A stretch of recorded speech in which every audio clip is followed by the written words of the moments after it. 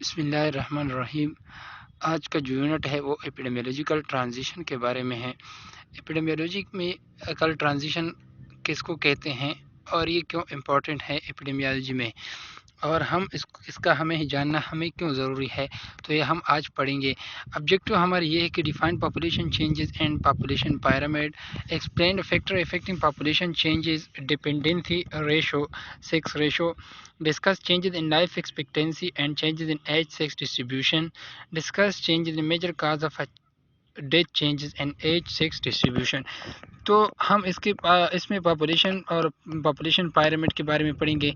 फिर जितनी भी फैक्टर इफेक्ट करते हैं पॉपुलेशन को वो हम पढ़ेंगे, जिसके अंदर हम मेनली डिपेंडेंसी रेशो और सेक्स रेशो पढ़ेंगे। फिर हमने लाइफ एक्सपेक्टेंसी में कौन कौन सी चेंजेस आ रहे हैं और जो एज और सेक्स है उसमें कौन कौन से डिस्ट्रीब्यूशन में चेंजेस आ रहे हैं, तो वो हम पढ़ेंगे। तो ट्रांजिशन इसी चीज़ का नाम है, चेंजेस का नाम है कि किस तरह हमारे पास एपिडेमियोलॉजी में चेंजेस आते रहते हैं। डिजीज़ के ट्रेंड्स में, पॉपुलेशंस के ट्रेंड्स में किस तरह चेंजेस आते हैं। तो डेमोग्राफी जो है, सबसे पहले हमें ये जानना ज़रूरी है कि डेमोग्राफी क्या है। तो डेमोग्राफी जिस तरह हमें मालूम है कि जो डेमोग्राफी है वो डेमस वर्ड से, जिसका मतलब है पीपल, और ग्राफ का मतलब ये है कि राइटिंग, डिस्क्रिप्शन और मेजरमेंट। यानी पीपल के बारे में आप कुछ लिख रहे हैं, आपको डिस्क्राइब कर रहे हैं ह्यूमन पॉपुलेशन के बारे में, या ह्यूमन पॉपुलेशन के बारे में आप कुछ मेजरमेंट करते हैं, तो ये सारे आपके डेमोग्राफी में आ जाता है। Demography is statistical study of population in change occurring with in population over time or space. मतलब टाइम के साथ साथ एक पॉपुलेशन के अंदर कौन कौन सी चेंजेस आती है, तो वो आप किस में पढ़ेंगे, डेमोग्राफी में पढ़ेंगे। तो मतलब ये है कि ह्यूमन पॉपुलेशन से रिलेटेड जितनी भी चेंजेस आ रहे हैं, जितनी भी फैक्टर हम पढ़ रहे हैं, वो सारे हम डेमोग्राफी में पढ़ेंगे। अब हमारे पास हम पॉपुलेशन की बात करते हैं, तो पॉपुलेशन हमारे पास क्या है। पॉपुलेशन जो है, हम इसको सिंपल वर्ड में हम कहते हैं group of species that are combined together living in a specific geographic location is called population. ये हम पॉपुलेशन को हम मेट्रिक एफिसी के लेवल पे हम इस तरह इसको डिफाइन कर रहे थे। यहाँ भी इसकी ये डिफिनीशन है कि group of individual of a same species living in a same geographic area at a same time, एक ही वक्त के ऊपर एक ही इलाके के अंदर एक ही लोग रह रहे हैं, तो इसको हम क्या कहेंगे, पॉपुलेशन कहेंगे। अब जो पॉपुलेशन की कैरेक्टरिस्टिक होती है वो हम डेमोग्राफर के थ्रू हम उसको डिस्क्राइब करते हैं, और उसकी वजह उसको फिर हम रिसर्च वगैरह में अप्लाई करते हैं। अब डेमोग्राफिक से रिलेटेड हमारे पास 3 प्रोसेसेस हैं, जिसको हम डेमोग्राफिक से यानी पॉपुलेशन से रिलेटेड हम 3 चीज़ों को मेनली पढ़ते हैं। एक है हमारे पास फर्टिलिटी।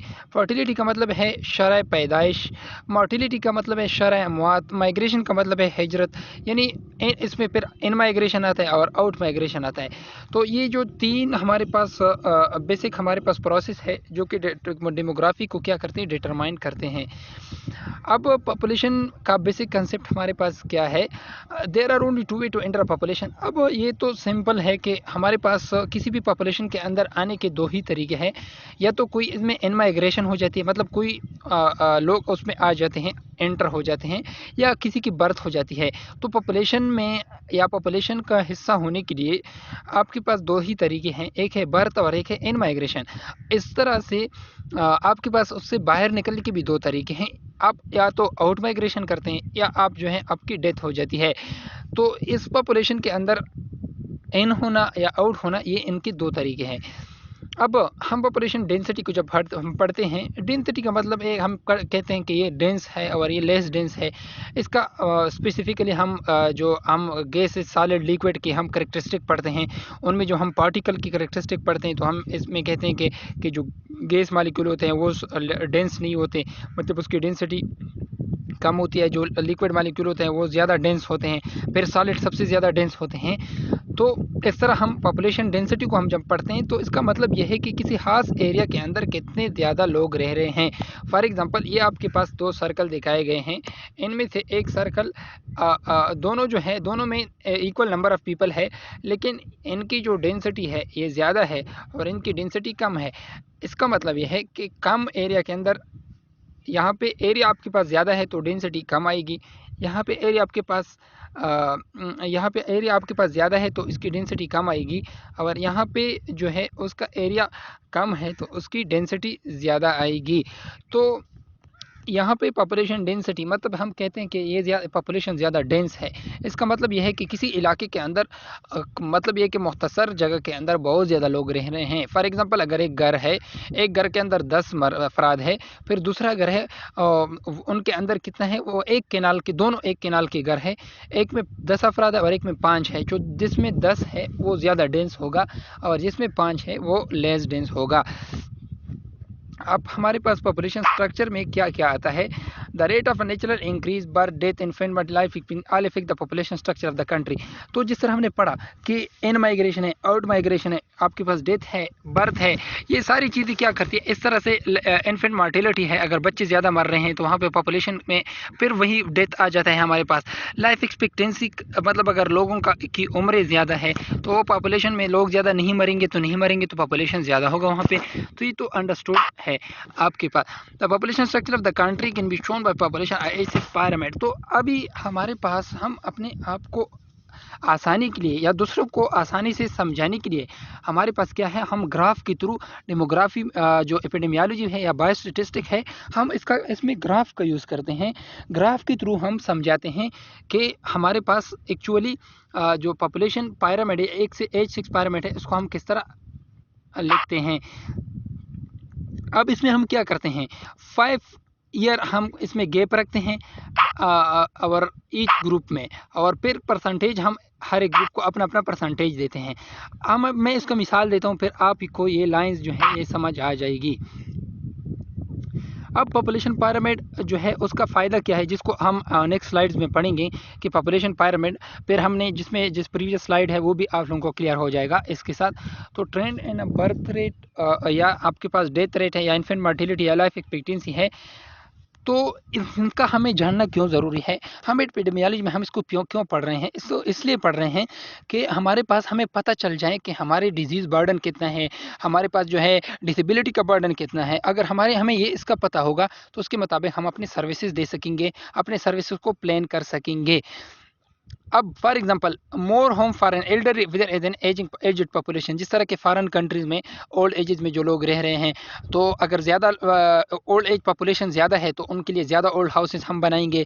अगर हमारे पास यंग एज पॉपुलेशन ज़्यादा है तो इसके लिए हम जो है रोज़गार वगैरह उसके मौके इंक्रीज़ करेंगे। तो इस तरह उसके मुताबिक पॉपुलेशन की करैक्टरिस्टिक को देखते हुए हम उसके मुताबिक प्लानिंग करते हैं। अब the proportion of population who are economically active and the proportion who are depend upon them. फिर हमारे पास उसकी डिपेंडेंसी रेशो, जिस तरह हम उसका जिक्र करते हैं कि डिपेंडेंसी रेशो का मतलब ये है कि अगर एक बंदा कमा रहा है तो इस पर कितने बंदे डिपेंडेंट हैं एक घर के अंदर, तो ये इसको कहते हैं डिपेंडेंसी रेशो। अब जिस तरह मैंने पिरामिड का जिक्र किया, फिर हमने उसमें कहा कि हमें इसमें 5 ईयर का गैप रखते हैं। तो ये अब आपके पास ये है, ये 0 ये न्यूट्रल पॉइंट है, इससे यहाँ पे 5 फिर 10, इसमें 5 का गैप है।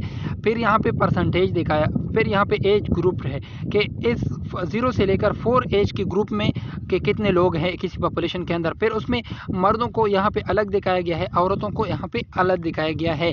तो फॉर एग्जांपल 0 से लेकर 4 तक के एज के लोग कितने हैं, तो वो देखो, वो यहाँ पे उसका परसेंटेज ज़्यादा है आपके पास। फिर इसको कहते हैं, इसमें पिरामिड को हम यूजुअली जो करें, पिरामिड है हमारे पास 4 टाइप की पिरामिड आ जाते हैं। फिर उसमें जो पहला पिरामिड है वो अर्ली एक्सपेंडिंग है, जिसका बेस वाइड होता है। बेस वाइड का मतलब ये है कि इसमें जो 0 से लेकर 4 तक, फिर 10 से 14 तक इन एज के ग्रुप ज़्यादा है, के लोग ज़्यादा होते हैं। और जो ओल्ड एज ग्रुप है, अगर आप जाएंगे यहाँ पे ये नैरो होता जाता है। इसका क्या मतलब है कि जो एज ग्रुप बढ़ती जाती है तो यहाँ पे जो ओल्ड एज पॉपुलेशन है वो कम होता जाता है। उसका जो नैरो टॉप है, टॉप उसका नैरो है, इसका मतलब यह है कि इसके लोगों की लाइफ एक्सपेक्टेंसी कम है। फॉर एग्जांपल अगर किसी पॉपुलेशन के अंदर बच्चे ज़्यादा है या जवान ज़्यादा है और बूढ़े कम है, तो इसका क्या मतलब है कि वहाँ पे लाइफ एक्सपेक्टेंसी कम है, वहाँ पे ज़्यादातर लोग बुढ़ापे तक नहीं पहुँच सकते। अगर हम अपनी कंट्री पाकिस्तान का इसमें मिसाल ले लें तो पाकिस्तान में ज़्यादातर लोग जो हैं वो 60 साल तक पहुँच जाते हैं या इवन 70 साल तक पहुँच जाते हैं, और मोस्ट डिफ़िकल्टी कोई 80 90 या 100 को क्रॉस कर लेते हैं। तो इसका क्या मतलब है कि हमारे जो पॉपुलेशन उसमें पाकिस्तान है उसमें लाइफ एक्सपेक्टेंसी लोगों की कम है। तो पाकिस्तान तकरीबन इन अर्ली एक्सपेंडिंग पिरामिड में आ जाता है कि हमारी बर्थ रेट तो ज़्यादा है लेकिन लाइफ एक्सपेक्टेंसी हमारी कम है। फिर इसमें दूसरा जो पिरामिड है वो एक्सपेंडिंग है। एक्सपेंडिंग में ये है कि इसका बेस वही वाइड है कि इसमें बर्थ रेट ज़्यादा है, मतलब जो कम एज पॉपुलेशन के लोग हैं वो ज़्यादा है, लेकिन इनका मिडल भी एक्सपेंडिंग है। मिडल का मतलब यह है कि मिडल एज ग्रुप भी ज़्यादा है इसमें। इसका क्या मतलब है कि जो बच्चे इन्फेंट मर्टिलिटी अगर नहीं हो रही है तो वो जो सारे बच्चे पैदा होते हैं वो जवानी में चले जाएंगे। जब जवानी में चले जाएंगे तो वो मिडिल एज जो आपका ग्रुप होगा, मिडिल एज में आपके पास तकरीबन यहाँ पे 25 से लेकर 29 तक, फिर आपसे 29 से लेकर यहाँ पे 54 तक, तो ये लोग वहीं उस उम्र तक पहुंच जाएंगे। जब वो इस उम्र तक पहुंच जाएंगे तो आपका जो मिडल होगा, मिडल वो क्या हो जाएगा, एक्सपेंड हो जाएगा। तो ये आपके पास एक्सपेंडिंग दूसरा आपके पास पिरामिड है। तीसरा जो पिरामिड है वो स्टेबल पिरामिड है। स्टेबल पिरामिड में क्या होता है, स्टेबल पिरामिड में मिडल उसका बहुत ज़्यादा और भी वाइड हो जाता है। जिस तरह कनाडा की एग्जांपल अगर एमसीक्यूज आ जाएं कि स्टेबल जो पिरामिड है वो कौन सी कंट्री की एग्जांपल है, तो आपके पास कनाडा जिसका आप एग्जांपल ले सकते हैं, या जितनी भी डेवलप कंट्रीज़ है यहाँ पे यूएस है, जितनी भी कंट्रीज़ हैं उनका ज़्यादातर स्टेबल पिरामिड है। तो उन कंट्री में क्या होता है, बर्थ रेट जो है वो बहुत ज़्यादा कम हो जाता है। वो लोग फैमिली प्लानिंग वगैरह करते हैं, एजुकेशनल प्रोग्राम करते हैं, सोसाइटल जो सोसाइटल एटीट्यूड है वो उनको चेंज की कोशिश करते हैं, मॉडिफिकेशन की कोशिश करते हैं, इकोनॉमिक फैक्टर पे ये लोग काम करते हैं। इसकी वजह से इन लोगों में बर्थ रेट फॉल हो जाती है, उनमें अवेयरनेस होती है, फैमिली प्लानिंग होती है, फिर उसमें डेथ रेट भी कम हो जाता है। उसमें जो डेथ रेट कम हो जाता है उसका नुकसान भी है और उसके फ़ायदे भी है। फ़ायदा यह है कि यहाँ पे आपके पास जो डेथ रेट कम हो जाती है, लाइफ एक्सपेक्टेंसी बढ़ जाती है, लेकिन इसका नुकसान ये है कि इसमें जो आपके पास जो मिडिल एज के ग्रुप है, एज के लोग हैं वो कम हो जाते हैं, मीनी उनमें जवान तबका कम हो जाता है, लोग बुढ़ापे तक पहुंच जाते हैं, और इधर बर्थ रेट आपकी कम है तो क्या हो जाता है, एट लास्ट आपके पास जो यंग एज पॉपुलेशन है वो कम हो जाती है। फिर इसमें कंट्रैक्टिंग है। जो तीसरा हमारे पास पिरामिड कैरेक्टरिस्टिक है वो आपके पास कंट्रैक्टिंग है। कंट्रैक्टिंग में क्या होता है, उसमें बर्थ रेट और भी कम हो जाता है, और आपके पास जिस तरफ वुमेन जो है कंट्रासेप्टिव यूज़ करते हैं, इनकरेज स्मॉल फैमिलीज़ लोग इनकरेज करते हैं कि एक बच्चे दो ही अच्छे, और इस तरह जो कम ख़ानदान ज़िंदगी आसान, जो इस तरह के जो नारे हैं वो लोग इन पे काम करते हैं। जिस तरह जापान में है, तो जापान में फैमिली प्लानिंग वगैरह होती है तो वहाँ पे बर्थ रेट कम होता है और डेथ रेट जो है वो और भी कम हो जाता है। तो बर्थ रेट कम हो, डेथ रेट भी कम हो तो क्या होगा, जो बच्चे पैदा हो गए वो बुढ़ापे तक पहुँच जाएंगे और इधर बच्चे फिर ज़्यादा पैदा नहीं होंगे। तो इसका क्या मतलब है कि आपके पास यहाँ पे जो बर्थ रेट है वो कम हो जाता है, यहाँ पे इस एज ग्रुप में बहुत ज़्यादा लोग आ जाते हैं। तो जापान इसकी एग्जांपल है। तो इसका एक्सक्यूज़ आ जाएँ तो आप इसको इस तरह करते हैं उसमें कि जापान की क्या एग्जांपल है, कनाडा की क्या है, और पाकिस्तान जो है वो किस कौन से पिरामिड में आता है। डेमोग्राफिक ट्रांजिशन मॉडल हम पढ़ते हैं, और डेमोग्राफिक ट्रांजिशन मॉडल जो है वो क्या है हमारे पास, कि इसमें हम क्या पढ़ते हैं, sequence of change in relation between death and birth rate. Birth और डेथ रेट के दरमियान हमारे पास क्या क्या मतलब ये कि रिलेशनशिप है। जिस तरह हमने इन 4 पिरामिड में पढ़ा कि इनिशियली हमारे पास क्या था, फर्स्ट पिरामिड जो था उसमें क्या था कि बर्थ रेट कम ज़्यादा था और डेथ रेट भी ज़्यादा था। फिर लोगों में अवेयरनेस आ गई तो बर्थ रेट आपके पास कम होना शुरू हुआ और इसके साथ डेथ रेट भी कम होना शुरू हुआ। तो हम एपिडेमियोलॉजिकल ट्रांजिशन में क्या पढ़ते हैं, हम डेथ रेट और बर्थ रेट का हम क्या पढ़ते हैं, एसोसिएशन पढ़ते हैं। It suggest that the population growth rate for all country into 4 stages. जिस तरह हमने पहले भी 4 स्टेज में डिवाइड किया, तमाम जो कंट्रीज़ है, जितनी भी कंट्रीज़ अभी फॉर एग्जांपल हमने जापान के बारे में पढ़ा, हमने कनाडा के बारे में पढ़ा, तो इन लोग ये जो लोग थे ये पहले उनमें डेथ रेट ज़्यादा थी, बर्थ रेट भी ज़्यादा थी, लेकिन टाइम के साथ साथ ये लोग डेवलप हो गए और उनमें जो है बर्थ रेट कम होना शुरू हुआ, डेथ रेट उसमें वो भी कम होना शुरू हुआ।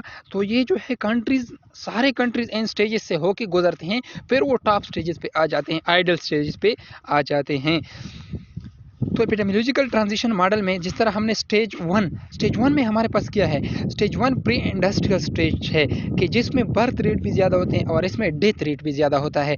फिर आपके पास एक ट्रांजिशनल स्टेज आ जाता है कि इसमें आप क्या करते हैं, बर्थ रेट तो ज़्यादा होती है, ट्रांजिशनल स्टेज में बर्थ रेट स्टिल ज़्यादा होती है लेकिन डेथ रेट थोड़ी सी कम हो जाती है।